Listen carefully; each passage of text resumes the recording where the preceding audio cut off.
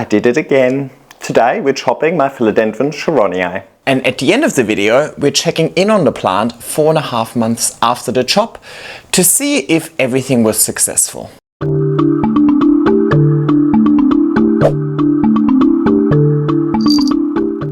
Hey everybody, and welcome back to my YouTube channel. Well, you can probably tell it was successful because I'm still surrounded by this beautiful plant over here. But why don't we all get on the same page and check how and why I chopped this plant 4.5 months ago. But before we do so, Jan from the past, present and future would love for you to give this video a thumbs up, leave a nice comment down below and subscribe to my channel if you haven't already. Thank you in advance, but let's take it back.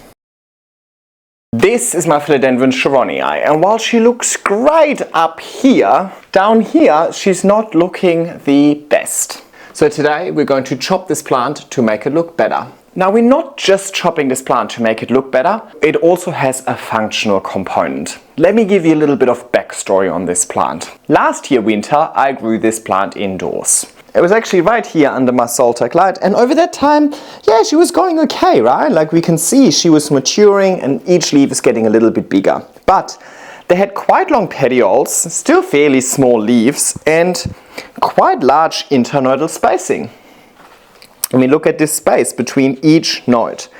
Now you can really see that over here, the internodal spacing started changing drastically. Let me get rid of this disgusting caterpillar as well. Yuck. Oh, I hate when they get mushy like that. I know I always get a comment about, don't do this, what are you doing? But I hate having this yucky, mushy caterpillar stuff here. Yes, ideally you would just wait for it to dry out and then it's a bit easier to remove. Where was I? Yes, you can really see the internodal spacing over here has drastically decreased, and that's when I moved her outside. She spent spring and summer outdoors on my fence, and all of these big leaves, starting from this one, all grew out there. Now we are just entering winter, and I know this plant is not going to have a good time outside. So I took her inside, but she's a bit of a space commitment and a little bit harder to accommodate than she was last winter, right?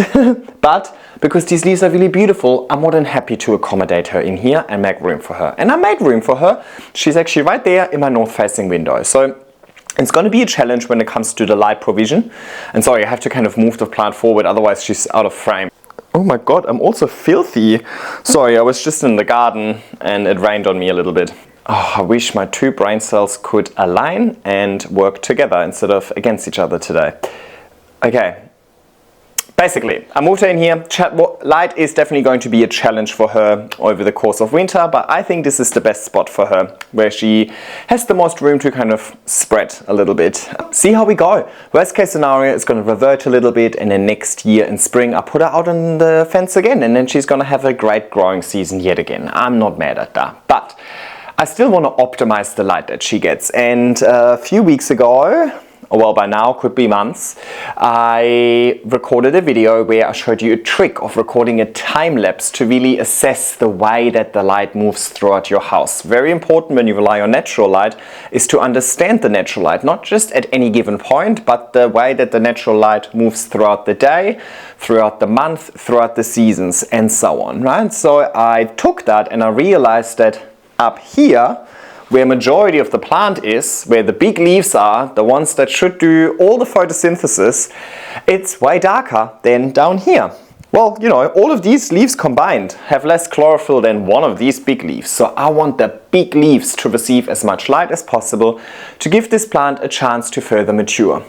Of course, when we're relying on natural light, the sun is high up in the sky and shines down on us, down on our plants. So the sun comes like this through the window, which means the higher we get, the less light we get. So today I just want to chop this plant, not because she's reaching the top of the moss pole. We actually got a fair bit to go.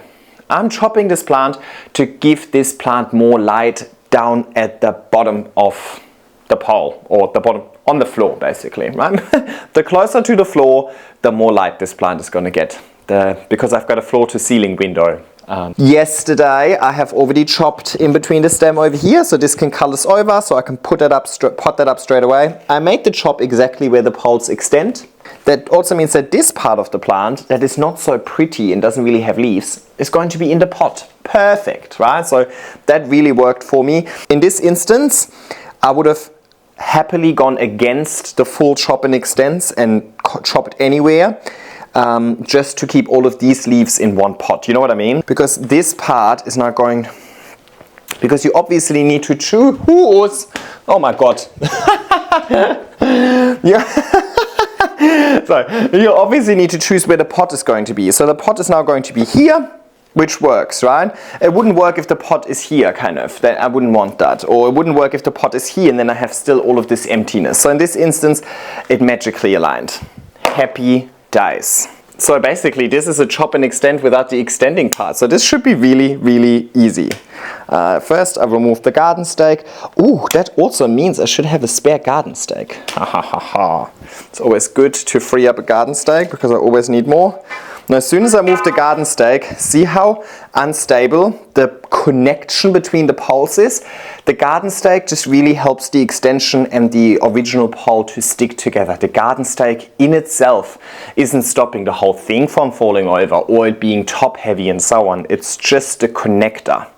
Now I also connect them via cable ties. The cable ties don't actually hold it upright. Ooh, the cable ties just make sure that the pole doesn't twist, and as a result of the roots within the pole don't get twisted off. Twister. Alright, bottom pole. I haven't really decided what to do with her yet. You know what I could do with her? I might actually put her in the greenhouse.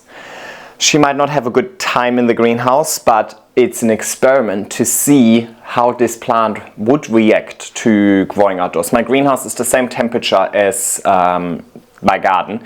Just in the greenhouse I can control how much moisture the plant gets because it has a roof, whereas in my garden they get rained on almost every day. We've had crazy rains. Crazy. Honestly, I don't know. I don't remember there being that much rain when I first moved to Sydney. If I would have known that there was that much rain, would have probably moved to Brisbane instead. Anyway, I cannot let go of this cutting, which wasn't smart. Should have probably organized my stuff first. I will remove a little bit of moss from the bottom part where I can.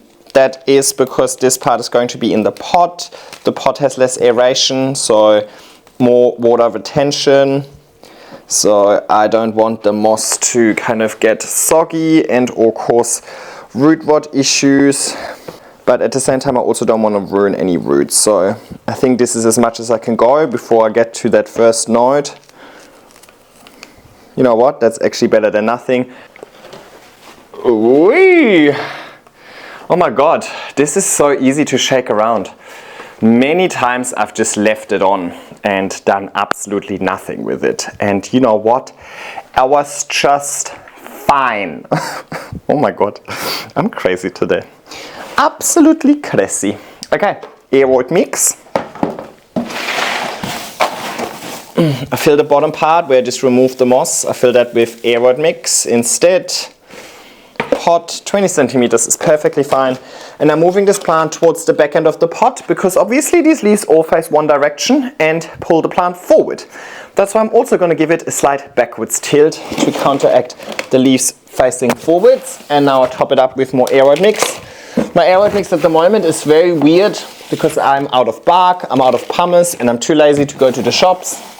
So this is just tree fern fiber, cocoa, chips, perlite, and a bit of charcoal. Just whatever I had.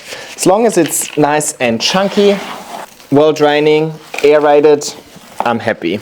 I compressed the medium a little bit around the pole to give it stability. Not so much at the front because there should be more roots at the front, right?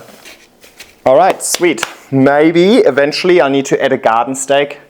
Just a short one for now, but I think for now it will be fine. Okay, now there's one other thing that I consider doing. I could consider tying up these petioles to the pole to make a more compact display. Which I think I will. Now just take a piece of twine because it's nice and soft. Go to the petiole.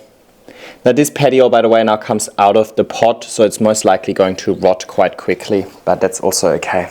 The next petiole. This is just going to be for a short while. It's not going to be like that forever. Mainly that new one over here. I feel like that new one over here just needs a little bit of managing. And because the twine is touching the moss pole, it's going to eventually rip anyway. So it's really just for now. Already looks a little bit neater. I like this. All right, sweet. I'm gonna put her back in that same spot. Now, I will probably actually put her on a little table so she's not swallowed by the couch. But overall, this is probably a table exactly the same height as this little stool.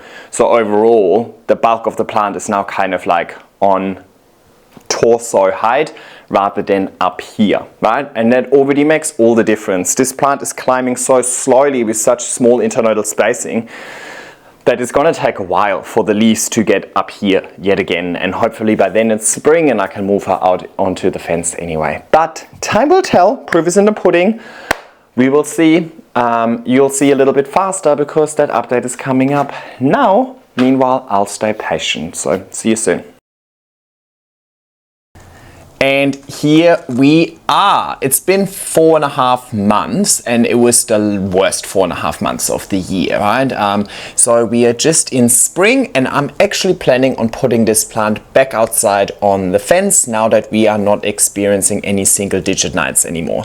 I think there's maybe one more night where it goes down to 13 or 14 degrees.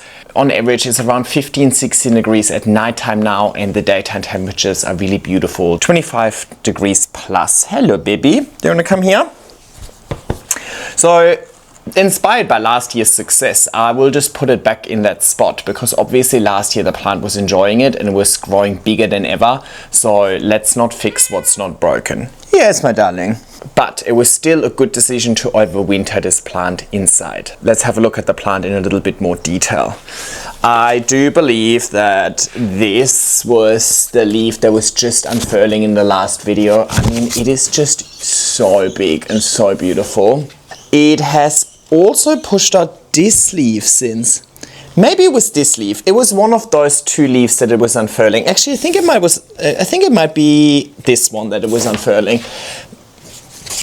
Anyway, they're both really beautiful. Actually, I'm pretty sure it was this one that was unfurling. My bad. Because I think in those 4.5 months, it only grew this leaf, and this leaf is only now really unfurling. You can see it's still a little bit softer. It has a little bit more inflating to do, but it won't get quite as big as, oh my God. But it definitely won't get as big as these previous leaves over here. But it is really, really beautiful, and it is not a significant setback in size. Most importantly, it grew. And it is hard to show you this, but there is a new color fill over here where my finger is. So there's so much petiole and leaf in the way.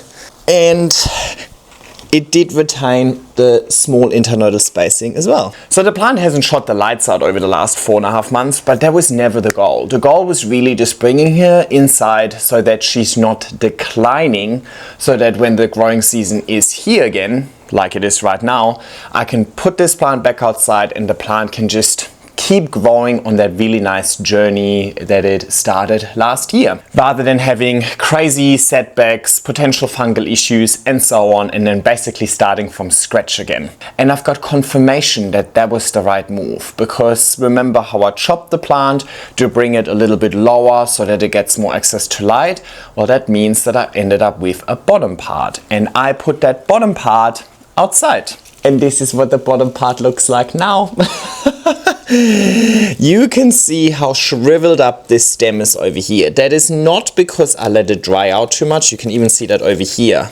That was fungal issues. With this plant in particular, one day I walked out there and all of the leaves and petioles snapped off the stem because there was fungal issues. And once you notice that, most likely you can't really stop the fungal issues. So the fungal issues then spread into the stem and basically everything rotted away.